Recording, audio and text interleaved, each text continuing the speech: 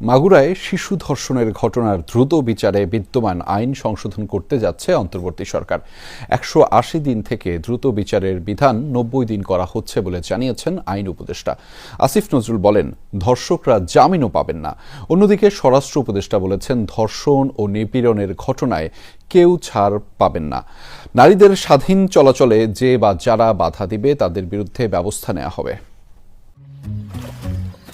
এখন তো জীবাণুদের থেকে বাঁচালে সারাদিনকে বাঁচাবে ডেটল বাঁচাবে। ডেটল দেয় জীবাণুর বিরুদ্ধে ১২ ঘন্টার সুরক্ষা বলয়। সুরক্ষার বিশ্বাস থাকুক দিনভর। ধর্ষণ ও যৌন নিপীড়নের নানা ঘটনার প্রতিবাদে ক্ষোভ বিক্ষোভ সারা দেশে। এমন পরিস্থিতিতে প্রধান উপদেষ্টার সাথে জরুরি বৈঠক করেছেন উপদেষ্টারা। বৈঠক শেষে সচিবালয়ে ব্রিফিংয়ে আইন উপদেষ্টা স্বীকার করেন নারীদের নিরাপত্তাহীনতার কথা। বলেন, ধর্ষণ ও নারী নিপীড়নমূলক বিভিন্ন ঘটনায় উদ্বিগ্ন সরকার।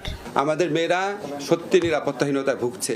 আমরা এই ব্যাপারে পদক্ষেপ নিচ্ছি। রাস্তাঘাটে যে যৌন নিপীড়ন হয় এবং হয়রানি হয়, এই ব্যাপারে প্রতিকার নিশ্চিত করার জন্য পুলিশের পক্ষ থেকে, স্বরাষ্ট্র মন্ত্রণালয়ের পক্ষ থেকে দ্রুত একটা আলাদা হটলাইন প্রদান করা হবে। এছাড়াও ধর্ষণের মামলাগুলো তদারকি করার জন্য আইন মন্ত্রণালয়ের আলাদা একটা সেল থাকবে।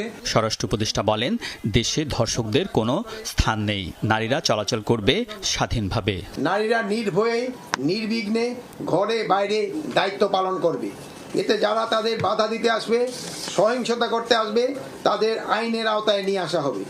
এ ব্যাপারে বিন্দুমাত্র ছাড় দেওয়া হবে না। বাংলাদেশে ধর্ষকদের কোনো স্থান হবে না।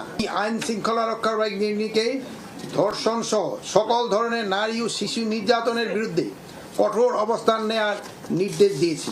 মাগুরার ৮ বছরের শিশু ধর্ষণের ঘটনার দ্রুত বিচারের জন্য এ সংক্রান্ত আইন সংশোধনের পরিকল্পনা করছে সরকার। আইন উপদেষ্টা জানান, নারী ও শিশু নির্যাতন দমন আইনে ধর্ষণের দ্রুত বিচারের ক্ষেত্রে ১৮০ দিনের মেয়াদ কমিয়ে ৯০ দিন করার বিষয়ে আলোচনা হয়েছে। ধর্ষণের মামলায় আসামিরা জামিনও পাবেন না। যেই সংশোধনী আনবো, সেখানে আমরা বলবো যে তদন্তকারী অফিসার যাকে নির্দিষ্ট করা হয়েছে তাকেই তদন্ত কাজ সম্পন্ন করতে হবে নির্দিষ্ট সময়ের মধ্যে।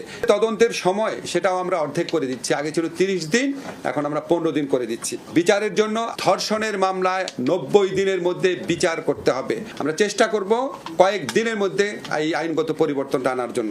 দিনাজপুরে ধর্ষণ মামলায় যাবজ্জীবন কারাদণ্ডপ্রাপ্ত এক আসামির জামিন নিয়েও কথা বলেন আইন উপদেষ্টা। দিনাজপুরে শিশু ধর্ষণ মামলা যাবজ্জীবন কারাদণ্ডপ্রাপ্ত সাইফুল ইসলাম ৮ বছর ৪ মাস জেলে থাকার পর তার জামিন হয়েছিল।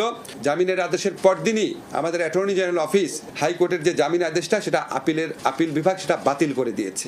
আইন উপদেষ্টা বলেন, জুলাই অভ্যুত্থান পরবর্তী অবস্থায় সরকার কিছুটা